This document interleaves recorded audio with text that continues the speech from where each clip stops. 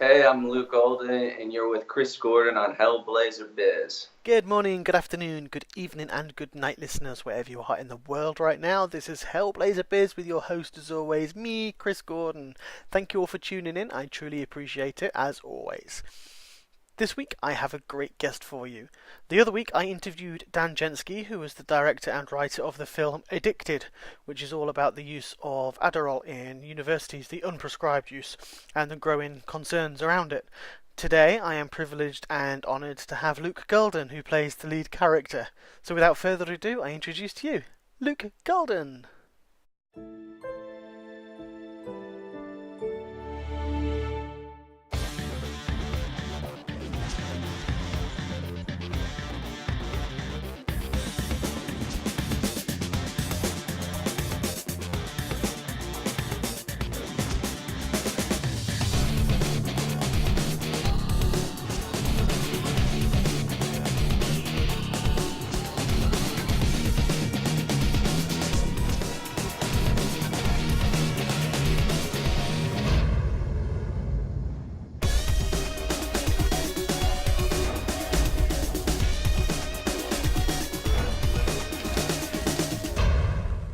Hey Luke, Hey, Chris. hope you're well. I know we've just had a lovely little chat anyway, so I know you're well, and I know you're in sunny California at the moment. Well, Yeah, that's right. with no That's sun. right. Excellent. So I appreciate you coming on. I really and doing this sort of chat with me. It's as we said, you're number 101 now, so you've That's marked right. you are marking my 100s. I know we just broke through a major milestone, so yeah, that's an amazing feat. Congratulations. Thank you, thank you. And yeah, so I've got a few questions for you because I did watch Addicted when I spoke to Dan a few weeks ago, who was the creator of it. And to be fair, I actually really enjoyed the movie. It hit home because as talked through with Dan, there's a lot of that kind of thing going on in the UK as well, and I think that surprised him. In he thought it was just an Americanized problem. Well, Adderall is, but obviously there's similar things over here. So yeah, I could really relate to what was going on, and I really got myself into the movie. To be fair, it was a obviously which is a for me is a sense of great writing, directing, and obviously acting as well. It all came together to create such a powerful drama. So thank Yes. you.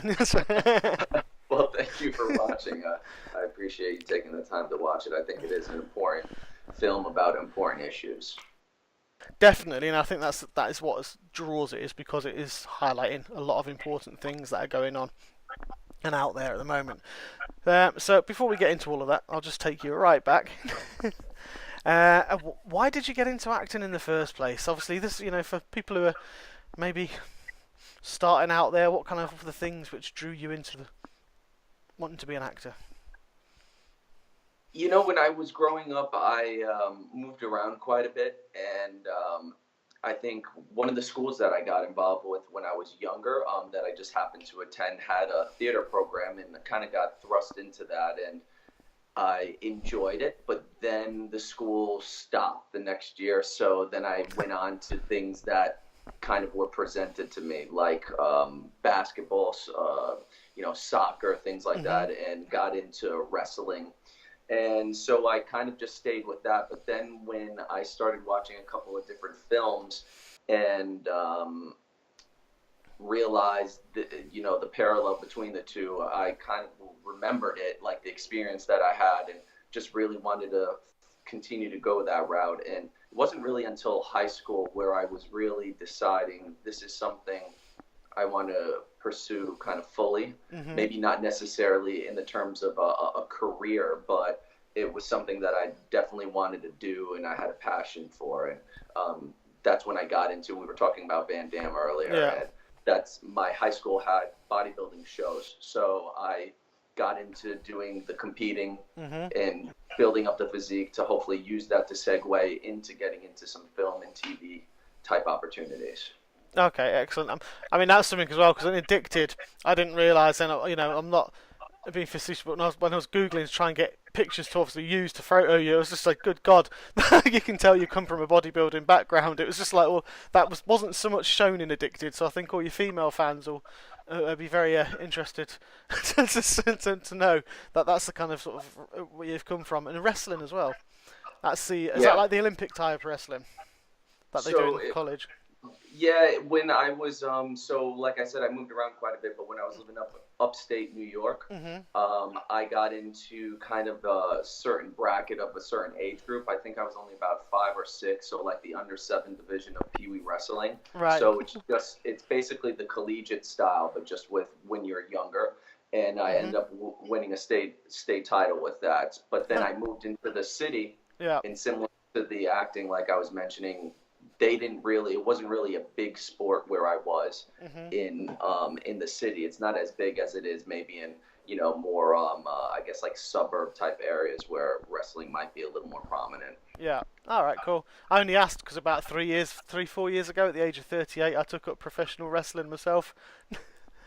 For real? Wait, like Yeah. kind of WWE style or Yeah. more That of like kind. the It was more the jiu-jitsu? more the WWE style than the actual like the Olympic reel, but they did a lot Oh of that. wow. So it was Seriously, interesting.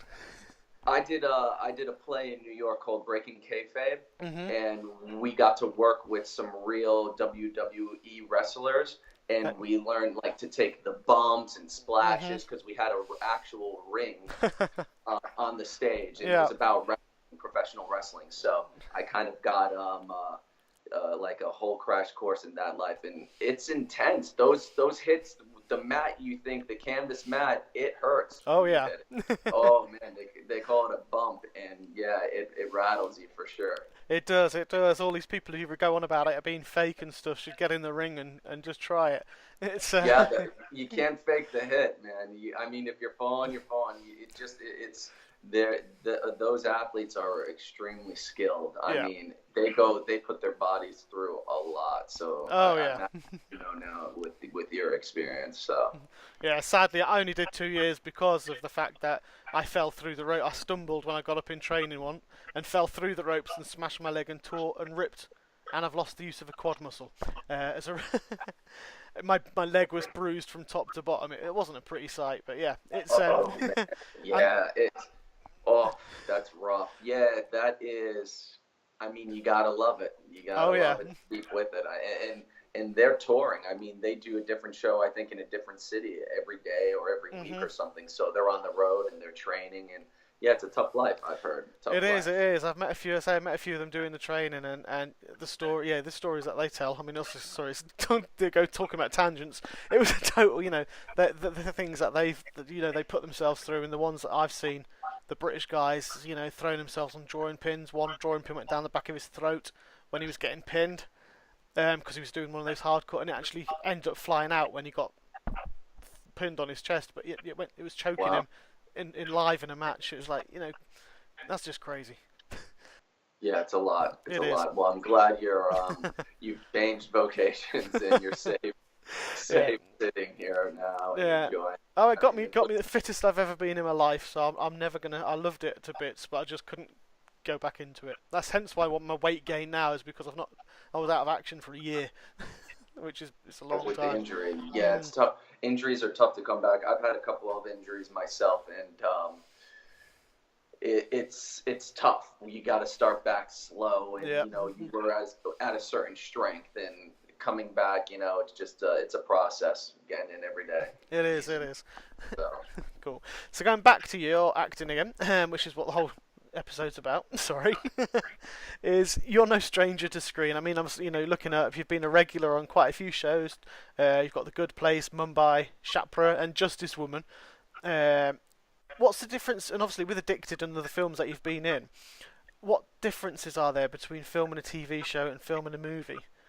I normally ask what's the difference, people between theatre and that, but what's the difference between a TV film and TV show and movie? Is there much?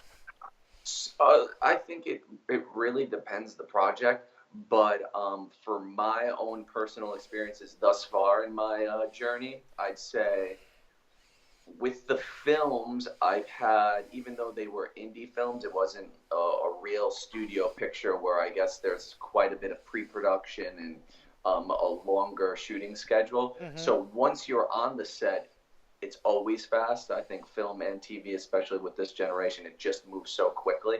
But with the films, I was fortunate to have a little more preparation leading up to the actual filming.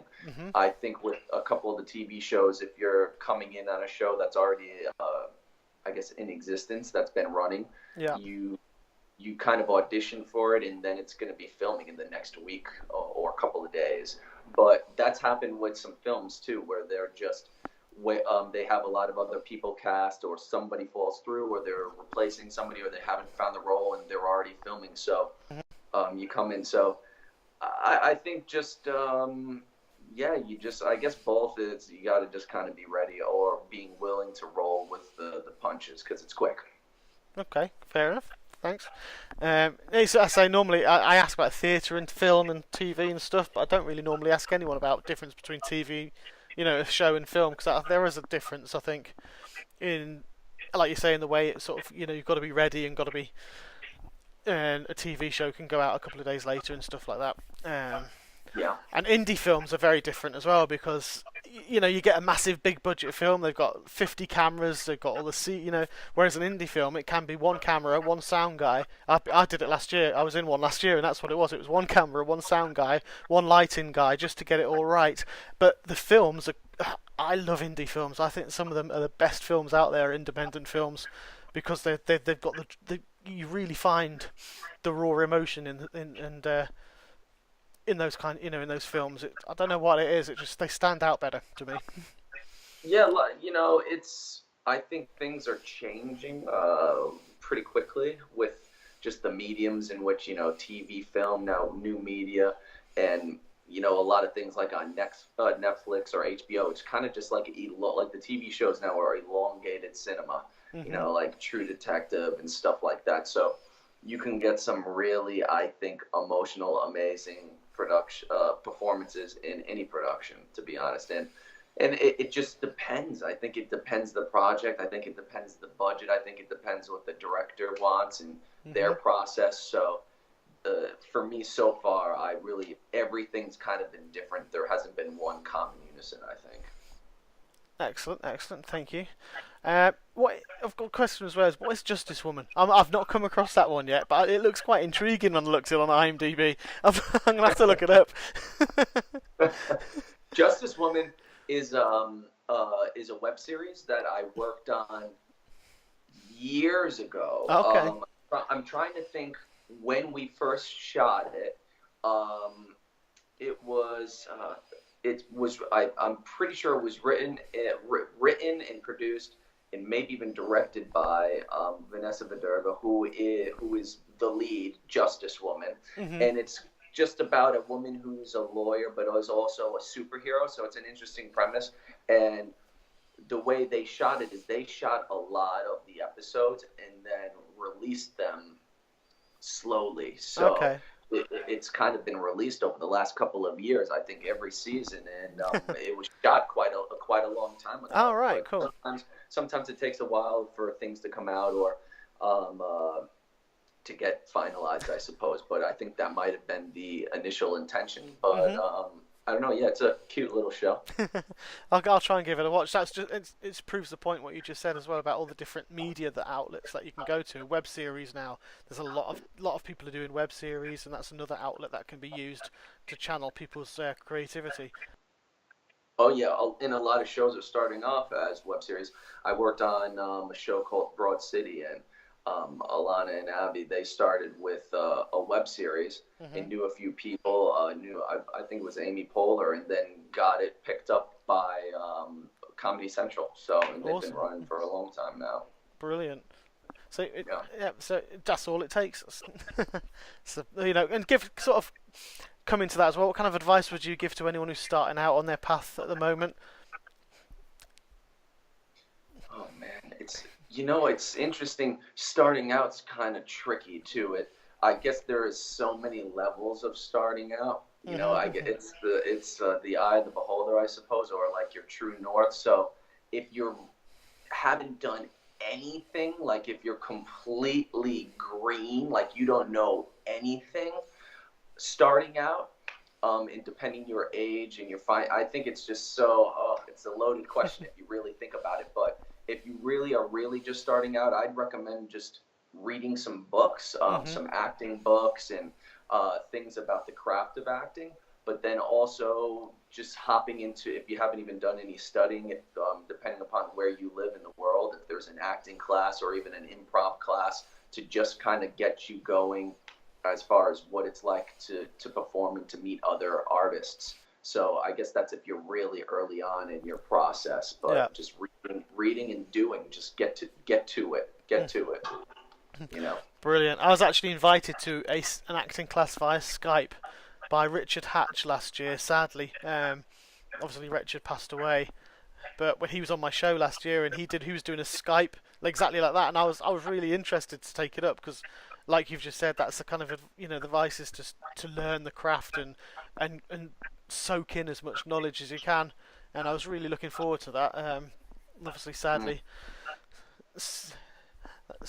illnesses, those stupid illnesses, always end up taking things away. So yeah, but there's lots of things like that I think people can do, and I think that's the great thing about Skype and internet as well, is because there are lots of masterclasses with you guys in the States can, you know, do over Skype. Okay, it's not the same as being in a classroom, but I think you can. There are more opportunities like that.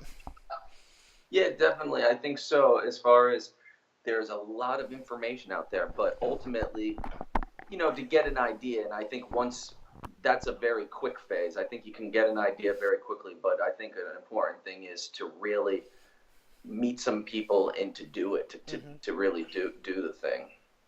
Cool, excellent. Who would you like to work most with as well as an actor? Either well, actors and directors. I mean, there's probably loads of them, but Yeah, if you there's, could name. I've just been, because I've kind of been getting asked that question a lot, and I have like initial answers and stuff. But just when I was thinking about, and I was talking with somebody yesterday, as far as an actor, Hmm. s for me, I guess it depends when you start working with someone who you might not think you just have an instant chemistry with. So somebody you have like a chemistry with would be great. But as far as my thinking, I would want to work with somebody who's done quite a bit of work, who really knows the craft and is kind of just like a unique individual. Yeah. And I thought and said recently Mark Rylance, who I'm sure you're Oh god, familiar with, yeah, yeah. just because I saw a few interviews about him, and I think even though he was born in Wisconsin, and same with myself, Mhm. go Wisconsin, and he went and he studied overseas. So Yeah. quite a bit of his stuff was classical. I mean, I don't know everything about him, but my estimation of what I've heard and seen and read is that he has a lot of Shakespeare. He worked at I think it was Mhm. the Globe for a long time, and Yeah. just has that kind of creative background. So coming from a little bit more of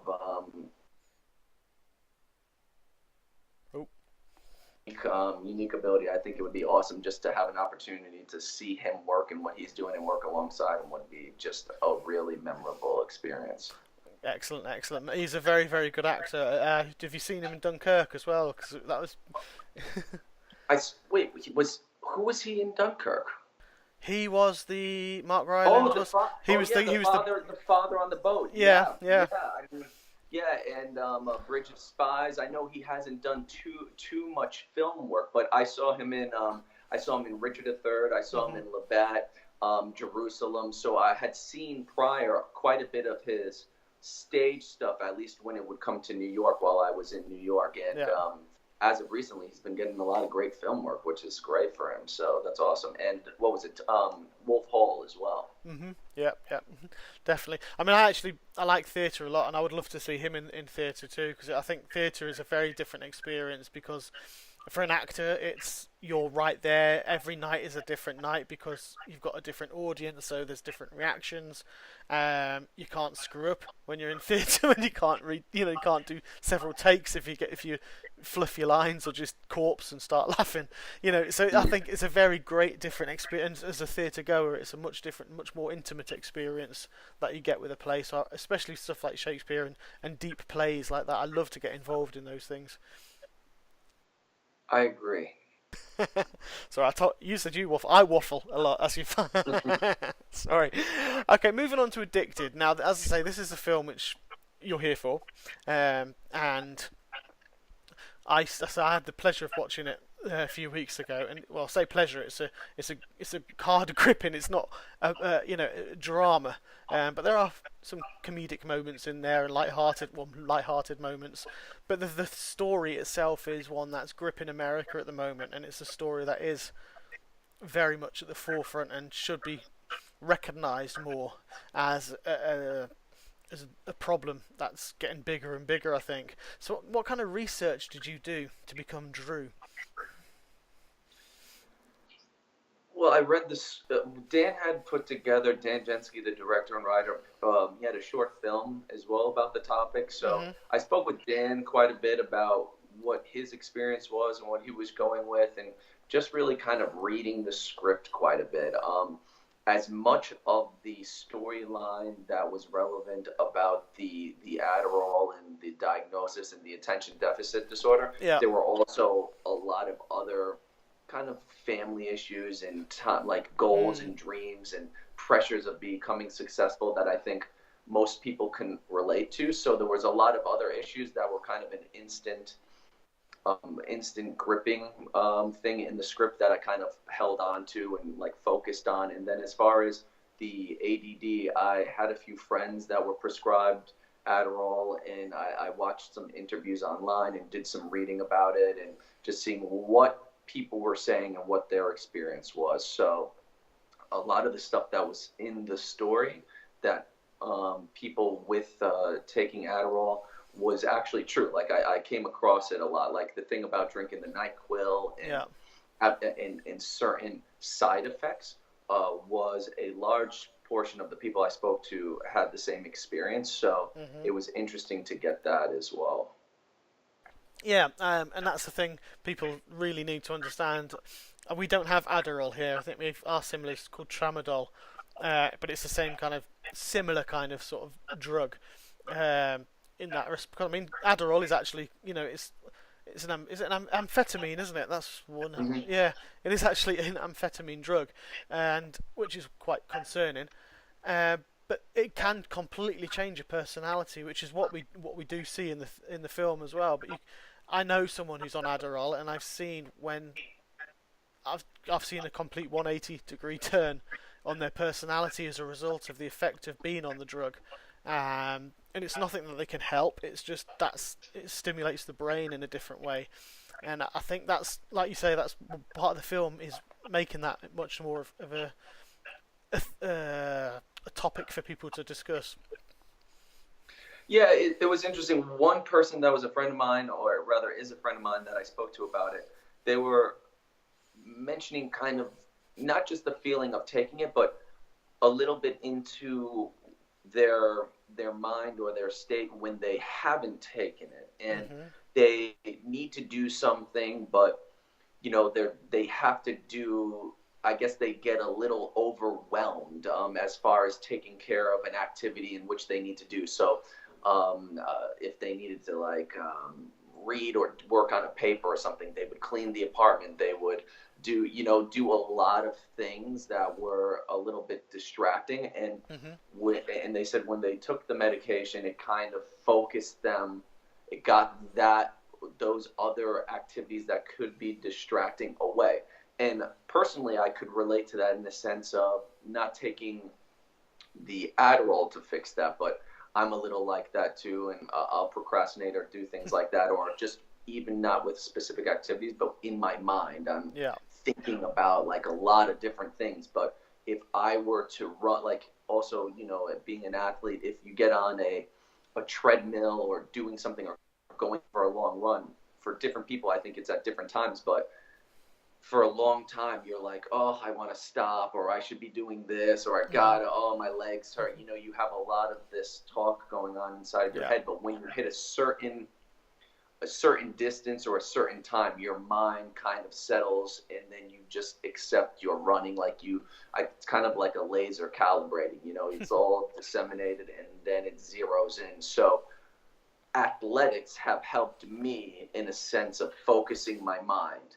Hmm. Some I don't know if that would help other people, but it is something that certainly helped me as far as bringing the focus or having something to relate to as far as the story Yeah. that I heard, which I think might be common to a couple of people at least who have this situation going on. Yeah, definitely. And I know the pressures of school wherever you are is the same, but and obviously um, the high difference in American high school is, obviously you had the football in the film as well. You've got your football coach, and he's pushing and pushing and pushing Drew, and you've got the teacher then on the educational side. So there are, like you just said, there's lots of things you've got to think about, and lots of things these kids are thinking about because they don't want to let this person down for the football because it's going to get them, maybe get them through college. Um, but then again, they don't want to get an F in class because, regardless. And it's where what can be done, I think, by people and to assist and help, and that's offered in the film. I'm not going to spoil it for people who haven't seen it, but there you can see that's the tragic thing about Drew is you can see there is help there and there's help being offered, but because Drew's so focused and on that through the Adderall, that's what that's he goes through that stage. He can't see that there is an alternative and there's help that can be offered, and I think that does actually show at the end, as he goes on towards the end of the film. But I think that that the more of that needs to be. I can't even think. I'm trying to think of what I'm trying to put here. What I'm trying to say is more of that kind of help needs to be pushed out and Yeah, I think made more visible.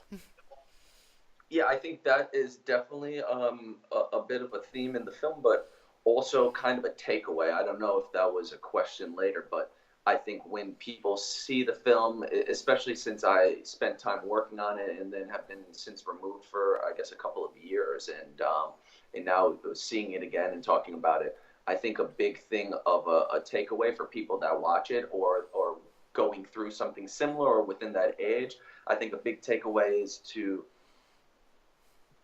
seek some of the help, but also to have the ability to question, because not to give away too much in the film, but some of the people that were seemingly helping Drew were Mm, closest to him, yeah. and not to say that they were doing it maliciously.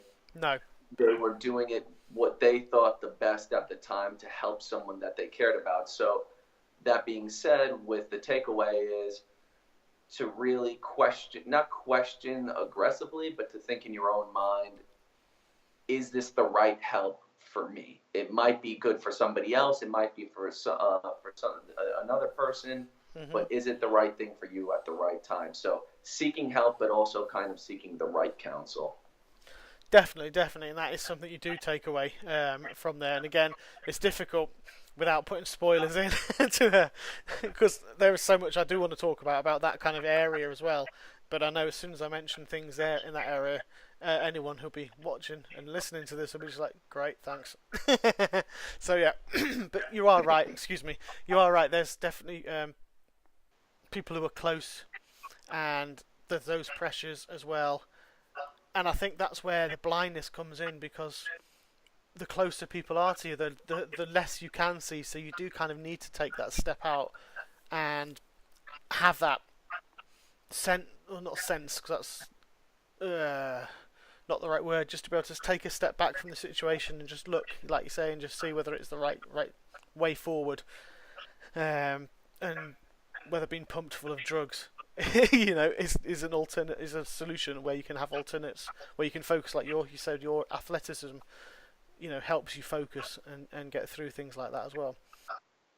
Yeah, it's interesting because there's always I guess, a time difference between, and now that in this generation where things are happening so quickly, as you were talking and you were mentioning some of the pressures, I was thinking another element that wasn't so prevalent in the film would be kind of having that social media. I don't know right now because I'm not in college. I've been since removed, but when I was kind of getting going with university, it was Facebook was kind of just coming on, Yeah. and we didn't have the really like it was on a computer, so you could check it and stuff, but Hmm. you didn't really have it with you all the time. So I think the social media can be extremely beneficial with some things, but I think it could cause unnecessary pressures as well, potentially for younger adults at school when, in competing with people that they don't even know, or thinking like, this is what I have to do. So Yeah. I think there is a lot of pressures, and potentially more people now than when we were filming, Mhm. kind of relying on recreational medication usage potentially, or whether it's prescribed or not. So I think there is a need to reach out to people and kind of just give some encouragement, or let them know that everything's going to be okay, kind Yeah. of deal. Like, take your time, figure out what it is you want to do, and not to compare yourself to other people or numbers or things like this, which some people might think, but I think it is a big deal, or could be a big deal now, more than it was when we were actually started filming this. Definitely, definitely. And I mean, I had a good laugh with Dan over this because I think when I was in college, computers and internet was only, well, it was been there a long time, but like you say, the social media, it was BBS and ICS chat, and that was the limit of what we had. It was just like a bit of DOS, the old DOS screen. That's all it was that's our social Oh wow. media. So yeah, that's how old I am, Luke. Don't worry. So yeah, so that's what I had a good laugh with Dan, because you are right. That was the social media element. And I think that scene with Lauren's character Ashley, a little bit, it touches on her side of things. She's very much the socialite, and she's got the Hmm. sorority and those pressures. So whereas Drew has the he's got the sports and the educational. Lauren's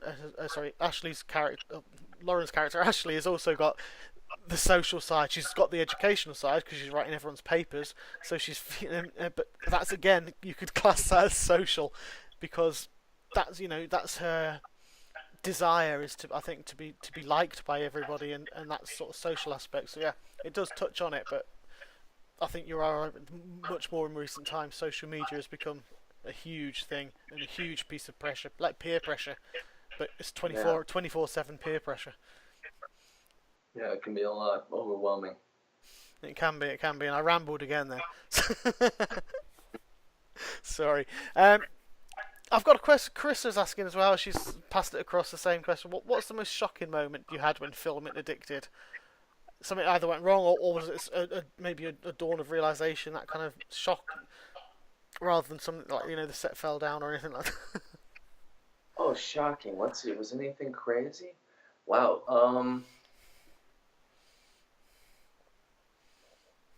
Man, we had. Oh, so what was it? I don't know if this is so.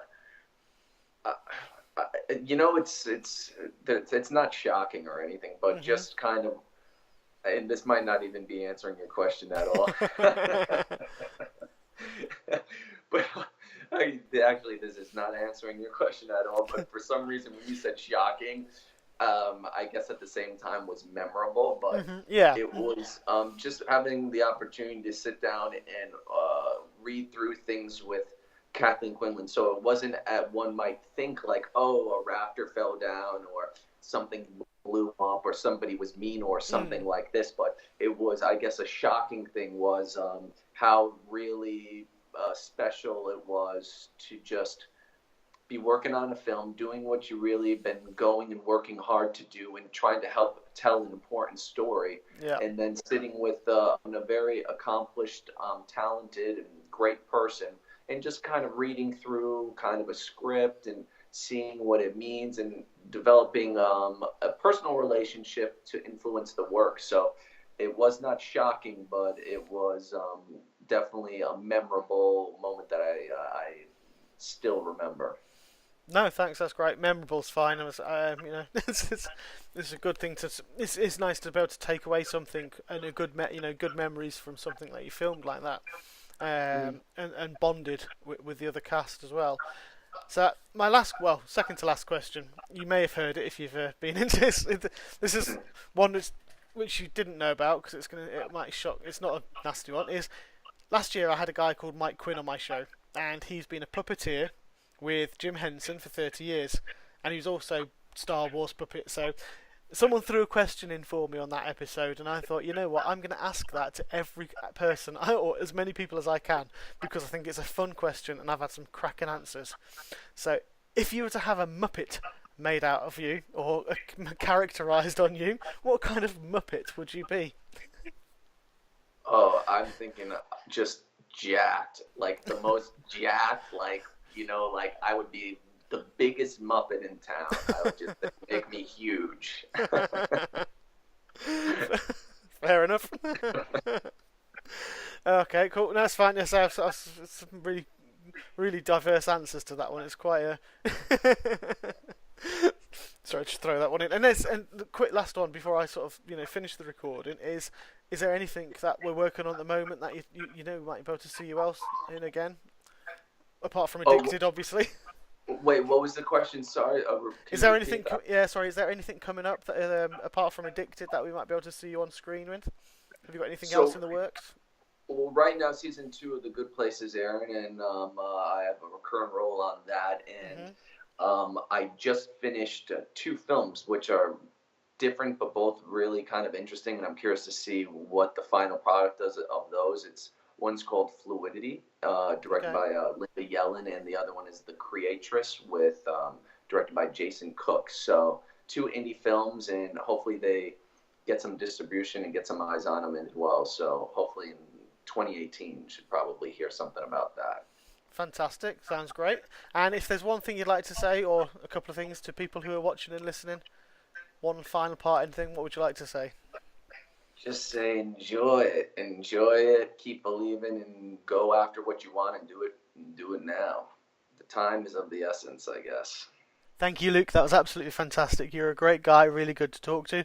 Really appreciate your time, and especially was busy at the moment, so I really do appreciate that. Everyone who is listening and watching, thank you very much for your support. As always, please retweet, share, and like this episode.